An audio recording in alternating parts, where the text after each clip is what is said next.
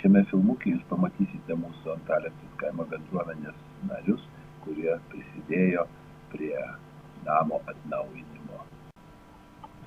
Čia jūs matote bendruomenės parapijos namą. Pradžia visada sunki. Ypač daug triūso pareikalavo stogo dengimas skarda, klasikiniu būdu. Pradžioje planavome stogą dengti bituminiu šiferiu.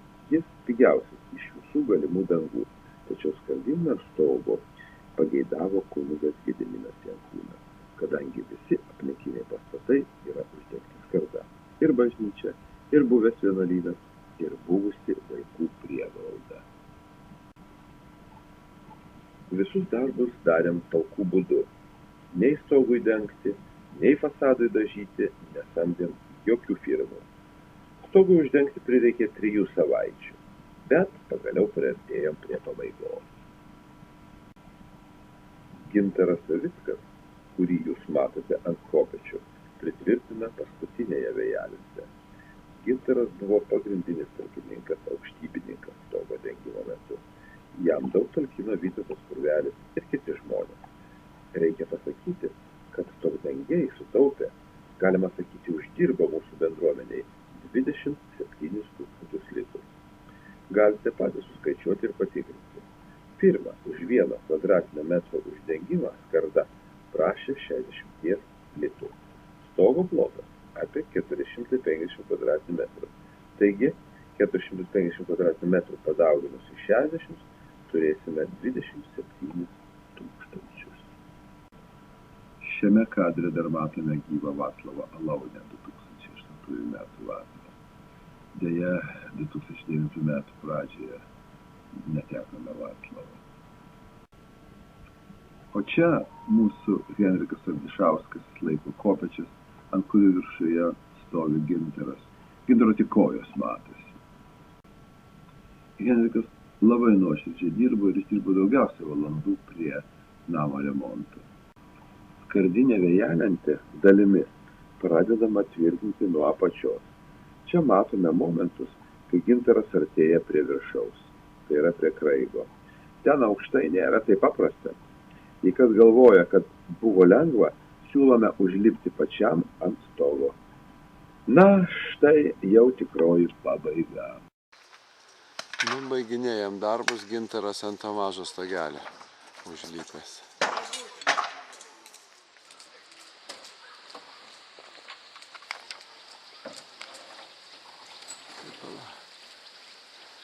Henrikai, čiupk tą lapą. Nuiminėjamas šiferis, tas senas, blogas, asbestinis, ir uždengsim skardą šitą priengį. O priengis yra senybinis.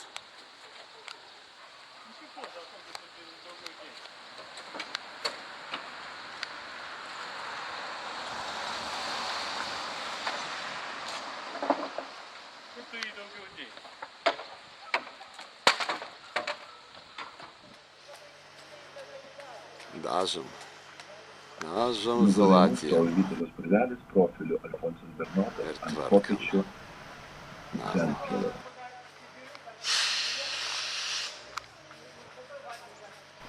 O čia matome Henriką Ardišauską ir Pranciškų Ylą.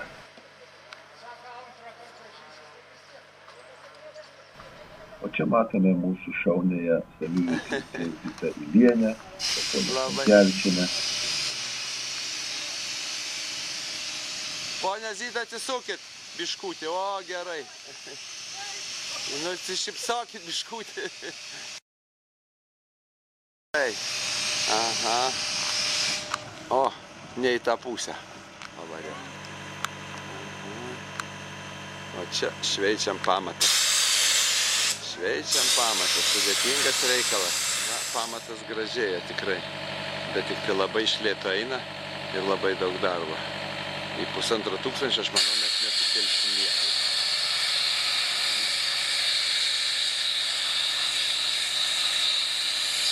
Tai jau raudonų plytų apvedai matyti. Pamatą mums nušveitė UAB Ingrasas žmonės.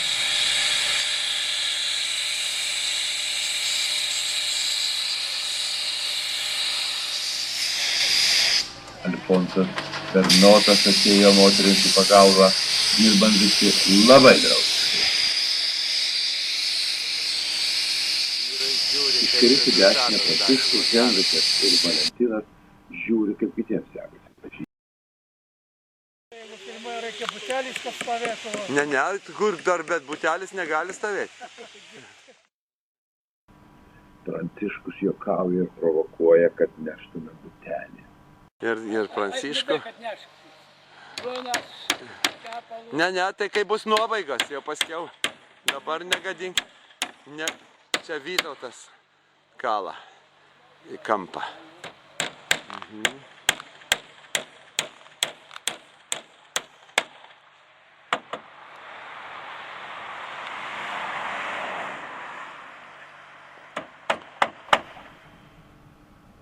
Padirbėjus ir ilsėjomės. Keletas epizodų iš 2008 metų kultūros sostinės rengiame Zarasuose. Nuvažiavome 3 talkininkai – Albinas Myslys, Liudvikas Genys ir Jonas Gediminas Unys. Čia matome Albiną mūsų bendroje su Antazave palapinėje Zarasuose. O čia matome dar 2 mūsų talkininkus – tai Liudviką Genį ir kairiau nuo jo Gvidą Kanapecką. Gvidas ne tik, kad talkino prie namo su savo traktorium, bet ir klavo toje šventėje persirengęs vienuoliu.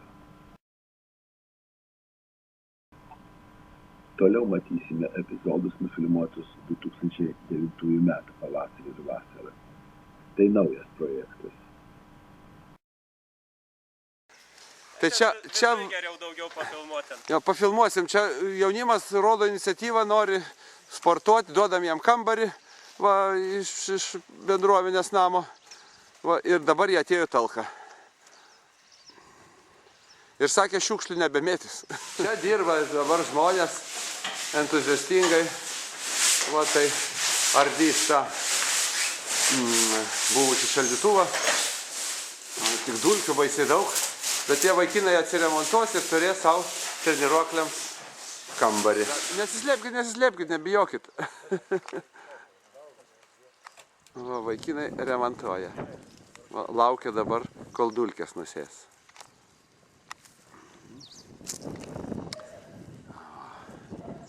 Gražus sekmadienis. Bandau nufilmuoti baigiamuosius darbus. Durys dar dėja nepadarytas, nes savivaldybei trūksta pinigų. Tačiau viduje jau visai visi tie darbai beveik baigti. Užbaiginėjame dabar elektros instaliaciją. Eisime vidun.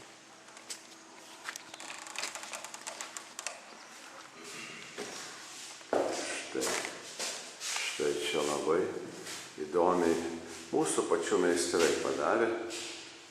Paliko seno mūro gabalą, kad matytųsi, o plytelės išklijuotų štai. Dabar bus dedami radiatoriai elektriniai, apšvietimas.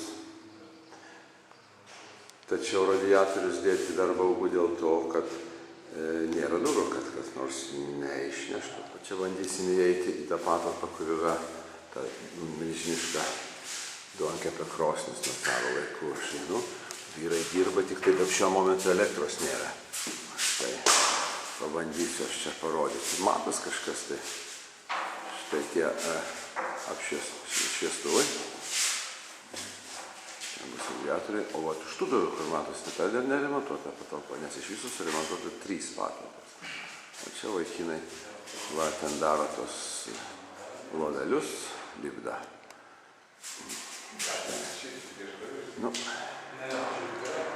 Šiandien labai karšta, todėl dirbti čia labai vėsu. Štai ta garsioji krosnis caro laikų statyta. O čia matom tą katiliuką, kur tikriausiai pokaryje Strelčiūnas Riestainius virė. Žiūrim kitą patalpą. Čia trečioji patalpa. Jau elektra čia paduota, tik tada šviestuvai nepakabinti. Radiatoriai dėl tos pačios priežasties, kad kartais per nesandarės duris jie neprapultų, nedingtų. Čia vyrai daro instaliacijos darbus elektros. Čia jau organizuojam darbus. Asta Tarailienė, projekto vadovė, organizuoja darbus.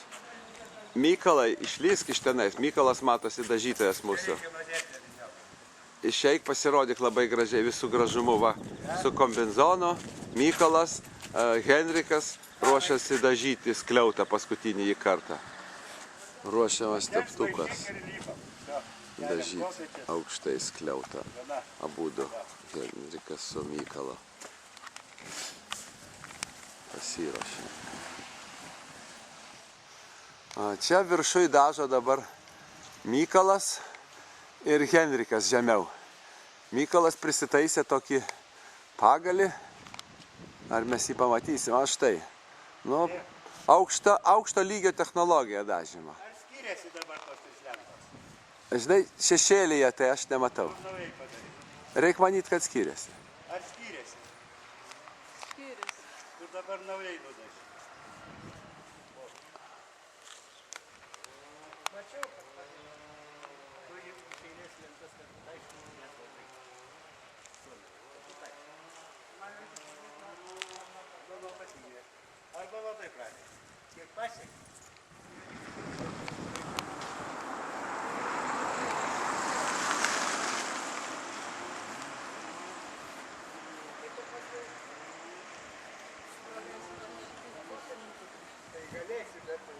Jau nuobaigos. Nu vyrai, dabar sakykit, ką norit. Mes nugalėjome! Dažėm gražiai. Taip. Nudažėm, liko mažas lopiniukas to šiferio. Jau pabaiga. Nuobaigos. Dabar, kur lik dažai viską paliekame ir pasijau tai. Mano pajardymas, tai jau čia kita diena. Viskas finalas. Finalas, vyrai nudažė, va Henrikas matosi ir tenais ant dažytojų kapitono tiltelio stovi Mykolas. Bus įremintas kaip reikia. Ja, Mykolas taisa. Jo,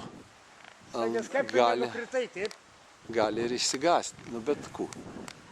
Bet Va, gerai, gerai. visuomenės labui. Gana Mykolų gardinti jau. Ja.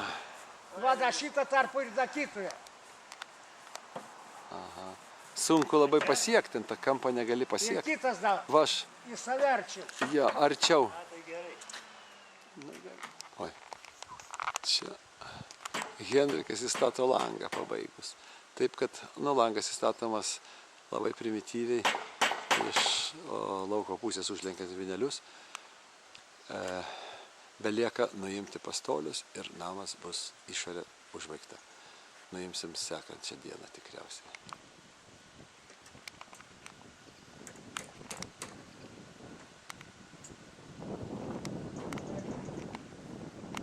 O anapus langą tai Mykolas. Na, Henrikas nutarė sutaupyti energiją mūsų ir laiką ir nusileis kaip akrobatas ne per kopėčias, o tą stulpą. Aš tik sakiau, kad jis paština neįsivaryti pilvą. Irgi jau laikosi. Henrikai, tik tai nepaslysk, ar išsilaikysi? Ja, tik šaunus sportininkas Henrikas. Aha, nuostabu.